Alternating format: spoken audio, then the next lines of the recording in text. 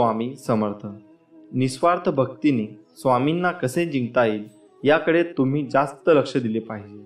स्वामींवर आपला असा अतूट विश्वास आणि प्रेम असले पाहिजे की स्वामी आपल्यावरती स्वतःपेक्षा जास्त प्रेम करतील. स्वामी तुम्हाला आपल्या लहान बाळाप्रमाणे सांभाळतील. स्वामी स्वतः तुमच्या मार्गातील काटे, संकटे, दुःख स्वतःवर घेतील. स्वामींचा हा आशीर्वाद प्राप्त करण्यासाठी आत्ताच या व्हिडिओला लाईक करा व चॅनलला सबस्क्राईब करा आणि कमेंटमध्ये ब्रह्मांड नायक श्री स्वामी समर्थ महाराज की जय असं टाईप करा. स्वामींची कृपा होण्यासाठी हा व्हिडिओ शेवटपर्यंत बघा, भाग्यवंत ठराल. श्री स्वामी समर्थ. कोणतेही काम करण्यापूर्वी स्वतःला 3 प्रश्न नक्की विचारा. मी हे का करतो आहे, याचा परिणाम काय होईल आणि हे कार्य कसे यशस्वी होईल. वाईट व्यक्ती आणि काटे यापासून वाचण्याचे फक्त 2च मार्ग आहेत. एक तर त्यांना पायाखाली चिरडून टाका, नाहीतर त्यांच्यापासून दूर राहा. दुष्ट माणसांच्या गोड बोलण्यावर विश्वास ठेवू नका, कारण जसा वाघ शिकार सोडत नाही तसा तो त्याचा मूळ स्वभाव कधीच सोडत नाही.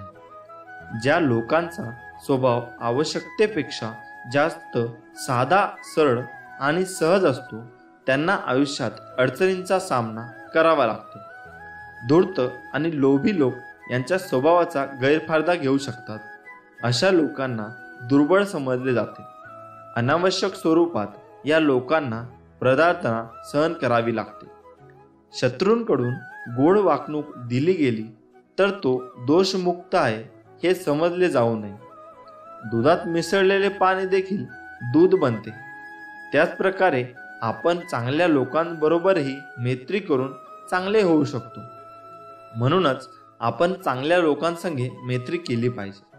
माशीच्या डोक्यात आणि विंचूच्या शेपटीत विष आहे, परंतु वाईट माणसांच्या संपूर्ण शरीरभर विष आहे. म्हणून वाईट व्यक्ती सर्वात विषारी आहे. बुद्धिमान व्यक्ती तीच आहे जी तिची कमजोर बाजू कोणाला दाखवत नाही, घरातील गुप्त गोष्टी कोणाला सांगत नाही. आयुष्यात मिळालेला धोका, अपमान आणि मनातील चिंता स्वतःपुरतीच मर्यादित ठेवते. जो उद्योगी आहे तो कधीच गरीब असू शकत नाही. जे नेहमी ईश्वराच्या स्मरणात असतात त्यांना पाप स्पर्श करत नाही. जे मौन पाळतात ते भांडणात सहभागी होत नाही आणि जे नेहमी जागृत असतात ते नेहमी निर्भय असतात. जर नशिबात असेल तर मग प्रयत्न कशाला करायचे असा विचार करू नका. काय माहीत तुमच्या नशिबात हेच लिहिले असेल, प्रयत्न केल्यावरच मिळेल. भूतकाळात जे घडले त्यामुळे दुःखी होऊ नका, कारण चिंता आणि बेचैनी सोडून वर्तमान काळाचा सदुपयोग भविष्य सावरण्यासाठी केला पाहिजे. सुखी जीवनाचे 3 मंत्र. आनंदात कोणतेही वचन देऊ नका, रागात कोणालाही उत्तर देऊ नका आणि दुःखात कोणता निर्णय घेऊ नका. हेच आपले स्वामी म्हणते. श्री स्वामी समर्थ. जय जय स्वामी समर्थ. भूतकाळात जे घडले त्यामुळे दुःखी होऊ नका. चिंता आणि बेचैनी सोडून वर्तमान काळाचा सदुपयोग भविष्य सावरण्यासाठी केला पाहिजे. नियती म्हणजे केवळ योगायोग नाही, ती प्रत्येक व्यक्तीला अडचणीतून बाहेर पडण्यासाठी अनेक पर्याय तयार करून ठेवत असते. बुद्धिमान मनुष्य त्या पर्यायांना ओळखून त्यातून योग्य पर्याय निवडतो. सर्व काही नशिबाच्या हवाली टाकून बसणारा मनुष्य सदैव दुष्ट आणि कष्ट भोगत असतो. असे लोक जीवनात काहीही करू शकत नाही. लग्नानंतर जोपर्यंत पतीकडे पैसा असतो, तो सर्व सुख सुविधा प्रदान करतो, तोपर्यंत पत्नी त्याची सर्व प्रकारे काळजी घेते. परंतु दुर्दैवाने पतीचा पैसा नष्ट झाला आणि सुख संपत्ती संपून गेल्यावर पत्नीची खरी पारख होते. या काळातच समजते की पत्नीचे प्रेम पतीवर होते की त्याच्या पैशावर. परमेश्वराने आपल्याला 2 डोळे, 2 कान दिले आहेत, मात्र जीभ एकच आहे. याचा अर्थ आपण जास्तीत जास्त पाहावे, ऐकावे, मात्र बोलावे मोजकेच. ज्याचा खर्च उत्पन्नापेक्षा जास्त आहे असा व्यक्ती गरीब असतो. ज्या व्यक्तीजवळ फक्त पैसा आहे त्याच्यापेक्षा जास्त गरीब दुसरा कोणीही नाही. ज्या व्यक्तीला पैशाचा हव्यास आहे त्याला पैसा देऊन, अहंकारी व्यक्तीला हात जोडून, मूर्खाची गोष्ट मान्य करून आणि विद्वानाला सत्य बोलून वश करता येऊ शकते. ज्या लोकांचा स्वभाव आवश्यकतेपेक्षा जास्त साधा, सरळ आणि सहज असतो त्यांना आयुष्यात अडचणींचा सामना करावा लागतो. धूर्त आणि लोभी लोक यांच्या स्वभावाचा गैरफायदा घेऊ शकतात. अशा लोकांना दुर्बल समजले जाते. ज्या गोष्टी घडून गेल्या तो भूतकाळ झाला. भूतकाळातल्या गोष्टी पुन्हा येत नसतात. गेलेला काळ चांगला होता की वाईट, गेलेला काळ गेला, तो आता बदलता येणे शक्य नाही. त्यामुळं झालेल्या गोष्टींबद्दल पश्चाताप करून दुःखी होऊ नका. जो माणूस भूतकाळातल्या गोष्टी आठवून चिंता करीत बसतो तो कधीही सुखी होऊ शकत नाही. झालेल्या गोष्टीविषयी चिंता करून काही लाभ नाही. भूतकाळात आपण जे चांगले किंवा वाईट कर्म केले असेल त्यापासून धडा घेऊन आपण पुढे जात राहिले पाहिजे. आपल्या हातून ज्या वाईट गोष्टी घडल्या त्या पुन्हा होणार नाहीत यासाठी दक्ष राहिले पाहिजे. श्री स्वामी समर्थ. प्रत्येक दिवशी तुम्ही विचार करतात ना, किती कोणीतरी येईल, जादूची छडी चालवेल आणि माझं संपूर्ण आयुष्य बदलेल. काय वाटतं तुम्हाला, खरंच कोणी येईल का आणि तुमचं आयुष्य बदलेल का? लक्षात ठेवा मित्रांनो, मूर्ख व्यक्तीच्या आयुष्यात फक्त समस्या असतात आणि यशस्वी समजूतदार लोकांच्या लिस्टमध्ये नेहमी त्या समस्यांवर समाधान असतं, उत्तर असतं. नेहमी तुम्हाला हेच वाटतं की माझ्या आयुष्यात खूप संकट आहे, दुःख आहेत, बाकी कुणाच्या आयुष्यात नाही. मित्रा, थोडं घराबाहेर निघून बघ. त्या लोकांकडे त्यांच्यापेक्षा स्वतःचे घर नाही. ते लोक रस्त्यावर झोपत आहेत. त्यांच्याकडे पांघरायला काय नाही, ते थंडीत कुडकुडत आहेत. अरे मित्रा, त्या लोकांचा विचार कर. त्यांच्याकडे पाय नाही, डोळे नाहीत, हात नाही, शरीराने पूर्ण विकलांग आहे. भगवंताने तुला सगळं दिलं तरी सुद्धा तू विचार करतो की माझ्या आयुष्यात दुःख आहे.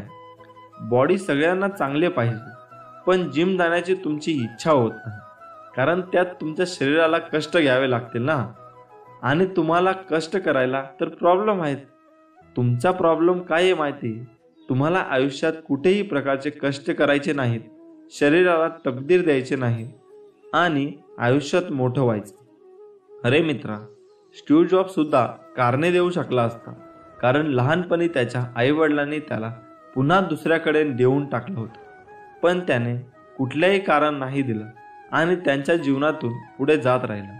सर्व अपयशाचे एकच कारण देत बसता असला, पण नाही, त्याने या दुनियेतील सर्वात मोठी कंपनी ॲपल उभी करून टाकली आणि त्याच्याच कंपनीतून त्याला काढूनही टाकलं. पण तो थांबला नाही. त्याच्यापेक्षा तो नेहमी पुढे जात राहिला आणि त्याच वेळी त्यांनी नवीन कंपनी उभी केली. खरं तर तोही कारणे देऊ शकला असता.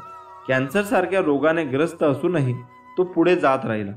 तोही म्हणाला असता की यार, मी रोगाने ग्रस्त आहे आणि काहीच नाही करू शकत.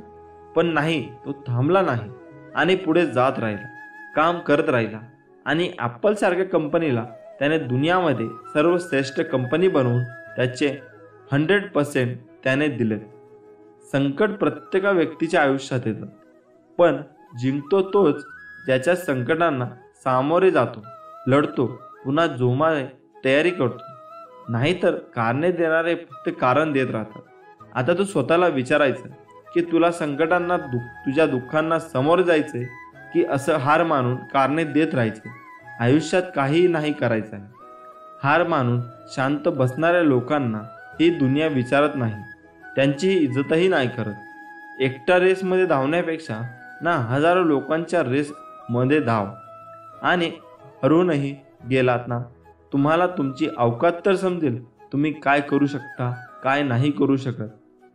सुरुवातीला तुम्ही घाबरून जातात की माझं नाही होणार, मोठी जबाबदारी मी कशी पार पाडू शकते, आणि तेव्हाच तुम्ही हार मानून शांत बसून जातात. संकट प्रत्येका व्यक्तीच्या आयुष्यात येतं, पण जिंकतो तोच ज्यांच्या संकटांना सामोरे जातो, लढतो आणि पुन्हा जोशाने तयारी करतो. नाहीतर कारणे देणारे फक्त कारण देत राहतात. आता मित्रा, तू स्वतःला विचारायचं की तुला संकटांना, तुझ्या दुःखांना सामोरे जायचे की असं हार मानून कारणे देत राहायचं, आयुष्यात काही नाही करायचं. श्री स्वामी समर्थ. भिवू नकोस, मी तुझ्या पाठीशी आहे. हे वाक्य वाचलं आणि ऐकलं तरी स्वामी समर्थांची मूर्ती डोळ्यासमोर उभी राहते. श्री दत्तगुरूंचा अवतार मानण्यात येणारा स्वामी समर्थांचे अनेक भक्त आहेत. कर्म करत राहायचे, त्याचे फळ कधी ना कधीतरी मिळतेच हे मानत स्वामींची भक्ती करण्यात लीन होणारे भक्त नेहमीच संकटातून तरतात असा विश्वास भक्तांना आहे. कितीही संकट आले तरी स्वामींचे नामस्मरण केल्यानंतर आणि स्वामींना सांगितलेले जीवनाचे सार लक्षात घेऊन वागल्याने नक्कीच जीवनाचे सार्थक होते. मित्रांनो, आयुष्यात आपल्याला प्रत्येक गोष्टीला सामोरं जावं लागतं. जीवनात संघर्षाशिवाय कोणालाही पर्याय नाही आहे. जर तुम्ही मनापासून संघर्ष केला तर तुम्हाला यश नक्की मिळते. आपण हार न मानता एखादी गोष्ट पूर्ण करण्यासाठी आपले प्राणपणाला लावले आणि ती गोष्ट आपण पूर्ण करतो. पण त्यासाठी लागते ती गरज आत्मविश्वासाची, धैर्याची. हे जीवन, हे आयुष्य आपल्याला एकदाच मिळते. त्यामुळे ते असे जगा की तुमच्यासोबत असणारा प्रत्येक व्यक्ती सुद्धा आनंदी राहायला पाहिजे. या दोन गोष्टींमुळे जग तुम्हाला ओळखते. तुमच्याजवळ सर्व काही असताना तुम्ही दाखवलेला रुबाब आणि तुमच्याजवळ काहीच नसताना तुम्ही बाळगलेला संयम. जगावे तर छत्रपती शिवाजी महाराजांसारखे. शत्रू असो, कोणीही असो, कितीही मोठा असो, कितीही बलवान असो, त्याला बिनधास्त सामोरे जायचे आणि आपला विजय हासिल करायचा. स्वतःला कधीच कमी लेखू नका, कारण वादळामध्ये मोठे मोठे वृक्ष उन्मळून पडतात, पण त्याच वादळात गवत मात्र घट्ट टिकून राहतं. अपमानाचे उत्तर एवढे नम्रपणे द्या की अपमान करणाऱ्याला स्वतःचीच लाज वाटली पाहिजे. लोक जेव्हा तुमच्या विरोधात बोलतील, आवाज वाढवतील, तेव्हा घाबरू नका. फक्त एक गोष्ट लक्षात ठेवा, प्रत्येक खेळात प्रत्येक आवाज करतात. खेळाडू नाही, खेळाडूला फक्त जिंकायचे असते. एवढे लहान बना की प्रत्येक व्यक्ती तुमच्यासोबत हसू बसू शकेल आणि इतके मोठे बना की जेव्हा तुम्ही उभे राहाल तेव्हा कोणीही बसलेला नसेल. ज्या दिवशी आपला जन्म झाला तोच दिवस, तीच वेळ आपल्यासाठी शुभ. जन्माला येताना कधीही मुहूर्त पाहिला नाही व मरतानाही पाहणार नाही, तरीसुद्धा जिंदगी संपूर्ण मुहूर्त पाहण्यात जाते. आपल्यासाठी सगळेच दिवस, सगळीच वेळ शुभ आहे. फक्त इच्छाशक्ती प्रबळ असावी आणि करण्याची इच्छा असावी. बोलून विचार करण्यापेक्षा बोलण्याआधी विचार केलेला केव्हाही चांगला. नेहमी तुमचे सर्वोत्तम प्रयत्न करा आणि हे करून देखील ते तुमची कदर करत नसतील तर तो त्यांचा दोष आहे, तुमचा नाही. श्री स्वामी समर्थ. जय जय स्वामी समर्थ. श्रद्धा असेल तर सृष्टीतल्या प्रत्येक गोष्टीत देव दिसतो.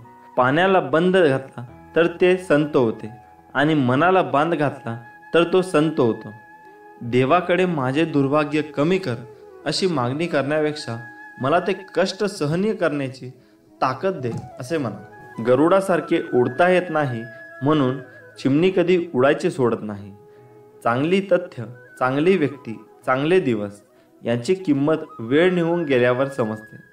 कुणीतरी करायला पाहिजे यापेक्षा मी काहीतरी करायला पाहिजे हा दृष्टिकोन बरेचसे प्रश्न सोडवतो. किती मोठा पाठिंबा जरी असला तरी वास्तवामध्ये यशस्वी तोच होतो ज्याच्या रक्तात जितण्याची हिंमत आणि लढण्याची धमक असते. न हरता, न थकता, न थांबता प्रयत्न करण्यासमोर कधीकधी नशीबसुद्धा हरतं. जग तुम्हाला नावे ठेवण्यात व्यस्त आहे. असू द्या, तुम्ही नाव कमवण्यात, तुम्ही तुमचे नाव कमवण्यात व्यस्त राहा. तलवारीच्या जोरावर मिळवले राज्य हे केवळ तलवार असेपर्यंतच टिकते. ज्या गोष्टी तुम्ही सहन करू शकत नाही त्या तुम्ही इतरांसोबत करू नका. माणूस एकटाच जन्माला येतो आणि एकटाच मरतो. ते आपल्या कर्मानुसार आनंद आणि दुःख भोगून तो नरकात किंवा स्वर्गात जातो. दान दारिद्र्याला नष्ट करते, चांगली वागणूक समस्याला नष्ट करते आणि अज्ञाताला नष्ट करते आणि आत्मविश्वास भीतीला नष्ट करतो. कोणाच्या वाईट काळात त्याच्यावर हसण्याची चूक करू नका. कारण काळ नेहमी चेहरा लक्षात ठेवतो. स्वामी समर्थ आपल्या जवळच आहे. स्वामी भक्तांना कधी वाऱ्यावर सोडले नव्हते. कालही नाही आणि आजही नाही आणि उद्याही नाही. हे कायम भक्तासोबतच असणार. मनुष्य स्वभाव ओळखून त्याने सर्वांना आपला उपदेश केला आहे की भिवू नकोस, मी तुझ्या पाठीशी राहणार आहे. मग भिण्याचे आणि चिंतेचे कारणच काय? प्रत्यक्ष स्वामी आपल्या पाठीराखा आहे. भिवू नकोस, पुढे जात जा, संकट दूर होते. प्रत्यक्ष काळ जरी उभा राहिला तरी तुझ्यासाठी आम्ही त्या काळाचा प्रतिकार करू, असे श्री स्वामी समर्थ बोलतात. आपले स्वामी महाराज आपल्या भक्तांना उपदेश असा करतात की तू फक्त माझं नाम घे, तुझा योगक्षेम मी स्वतः चालू आहे. असे आपण दोघेही या जन्मातच नाही तर मागच्या कित्येक जन्मांपासून एकत्र आहोत. तुझ्या मागील जन्मीचा सगळा लेखाजोखा माझ्या नजरेसमोर आहे. बैलासारखे कष्ट कर, व्यवहाराने लवाडी करू नकोस. माझे सगळं लक्ष आहे तुझ्यावर. आपल्यापेक्षा कमजोर आणि अपंग लोकांना यथायशी मदत कर. तुझ्या पदाचा, प्रतिष्ठित पानाच्या पैसा अहंकार अजिबात करू नकोस. तुझ्या वाटणारा येणारे भोग आणि त्यांचे दुःख भोगल्यानंतर मी तुला नक्की जवळ करेन. लक्षात ठेव, मी तुझा हात पकडला आहे तो सोडवण्यासाठी नाही. फक्त मला विसरू नकोस. तुझे प्रत्येक चांगले कर्म मला समर्पित करत जा. कर्माची भीती नक्की मनात ठेवून तुझ्या मरणानंतर तुझ्या चांगल्या कर्म आणि कमावलेले पुण्य बरोबर येणार आहे याची पदोपदी जाणीव ठेव. आपल्या आयुष्यात एखाद्या व्यक्तीला आपली गरज बनवू नका, कारण जेव्हा ते बदलतात तेव्हा त्या व्यक्तीचा राग कमी आणि स्वतःचा राग जास्त येतो. ज्यांना तुमच्या असूंची किंमत कळत नाही त्यांच्यासाठी रडत बसू नका, कारण ज्यांना तुमच्या असूंची किंमत कळते ते तुम्हाला रडूच देणार नाहीत. आयुष्यात कधी कुठल्या वाईट दिवसाला सामोरे गेलात तर एकच गोष्ट नेहमी लक्षात ठेवा, दिवस वाईट असू शकतं, आयुष्य नाही. उपवास कर किंवा नको करू हे तुझी मर्जी. जिभेवर ताबा नाही जमला तरी चालेल, पण तुझा मोह आवर, मात्र नक्की विजय मिळव. तू रोज मठात जा किंवा नको जाऊस ही तुझी इच्छा आहे. तिथे नतमस्तक झाला नाही तरी चालेल, पण तुझ्या अहंकाराचा मात्र नक्की विजय मिळव. जा, तुझे अपराध माफ केले. यापुढे सावधगिरीने वाग, भिवू नकोस. पुढे जा, संकट दूर होईल.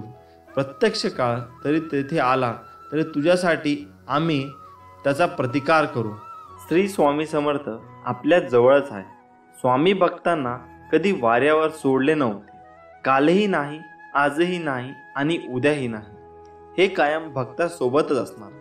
मनुष्य स्वभाव ओळखून त्याने सर्वांना आपला उपदेश केला आहे की भिवू नकोस, मी तुझ्या पाठीशी राहणार आहे.